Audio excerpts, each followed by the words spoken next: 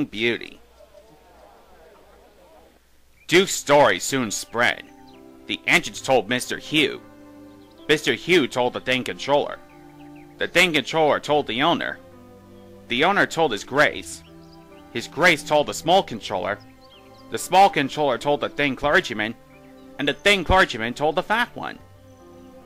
That is why, one morning, the two clergymen and the small controller were looking at maps. Really, said the small controller, is laid on the bed of the old one, but swings round to end of the road south of that village. The old line kept straight on.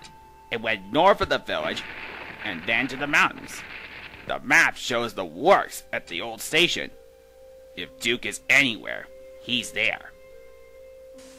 Are you writing another book, sir? Yes, said the thing clergyman, but not about you. He smiled at their downcast faces. Cheer up, he went on. It's about a nice old engine who was lost. But if you're good, the artist might put you in the pictures. Oh, thank you, sir. So the clergyman told them about Duke, and Falcon, and Stewart. So you see, he continued, poor Duke was left alone. The three small engines sighed sympathetically. And we want to find him, and mend him, and make him happy again. Your controller wants to help, but he can't if you're naughty. The three small engines promised to be as good as gold. The three men spent days and days at the old station. They came up every morning on Bart's train. They always whistled, "Good luck," as they walked up the track. But they had nothing to eat except scratches and torn clothes. They wouldn't give up, though. Duke's there somewhere, they said. The fat clergyman found him in the end. Scrambling over a hill, he stepped on something which wasn't there, crashed through a hole, and landed legs astride on Duke's saddle. Our Sleeping Beauty himself, he shouted. The thing clergyman and the small controller peeked through the hole above. Excuse me, inquired Duke. Are you a faggot? Driver told me faggot's break in and smash things. The fat clergyman ruefully felt his bruises. Bless you, no, he laughed. I'm quite respectful. I dropped in because I couldn't find your door. And he told Duke about Falcon and Stewart. So they did remember, said Duke softly.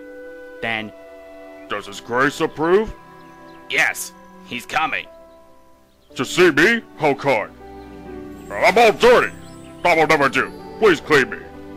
So they set to work, and by the time the small controller fetched His Grace, Duke was the cleanest of anyone in the shed.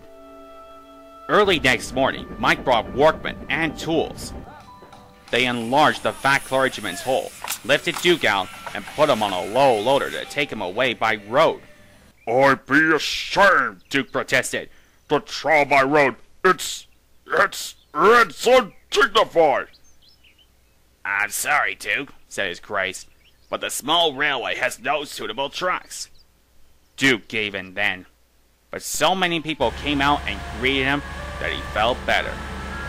So they still remember me, thought happily. Don was waiting with a flat truck. Everyone cheered when Duke was lifted onto it, and still more when he started along the big railway on the last stage of his journey to his new home. Peter, Sam, and Sir Handel were on early turn. They peered out of the shed, and as you can imagine, they were happy to see Duke for the first time in years. He's there, they whispered. Shh, shh, shh. Duke opened his eyes. You woke me up, he grumbled. In my young days, engines were... Seen and not heard, Grandpa. Remember? I remember, said Duke. Two idle good-for-nothings called Falcon and Stewart. Good for you, Grandpa. We're glad you come. We can keep you in order now. Keep me in order? Impudence! Be off! The pair chucked away, well content. Impudent scalawags, murmured Duke. But his old eyes twinkled, and for the first time in years, he smiled as he dozed in the sun.